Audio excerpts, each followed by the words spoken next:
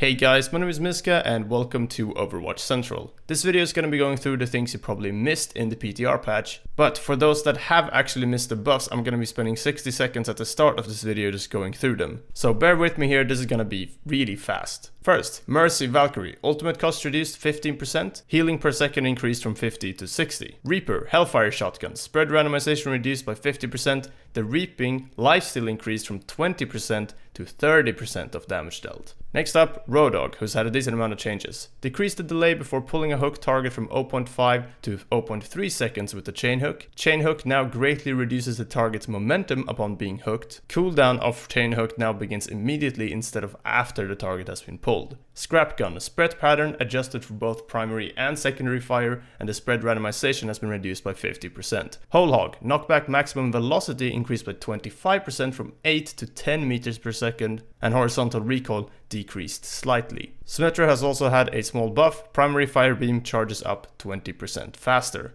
And those are all the buffs that people have been talking about in other videos, on Discord, Twitter, whatever. So let's get into the things that you might not have known about this patch. First up, there was a Mei visual change, adding just a little bit of snow to pretty much all of her abilities actually. You can see me and Ryan just using some of them here, but if you want a better example, you can have a look at the wall here, looking at PTR versus live client here. You have a bit of snow there on the PTR client. The wall is only red because we wanted to show the snow a little bit easier, as it kind of blends into the blue a little bit. But yeah, basically some snow added to the Mei visual effects. Not quite sure why Blizzard wanted to do this, but they've been touching up a lot of the visual effects recently, so I guess this is just another sort of pass on that. Pretty nice though, definitely looks good and seems that it should have been this way from the start, but yeah, just a small visual change. After that though, a pretty big change. The Zarya Graviton Surge has actually been changed, and a lot of people didn't notice this, but there was a pretty big bug in the game that's in the live client right now that's super easy to replicate. Basically, you just throw out a Graviton Surge, and then you can see Reinhardt here, for example, just charging straight through it,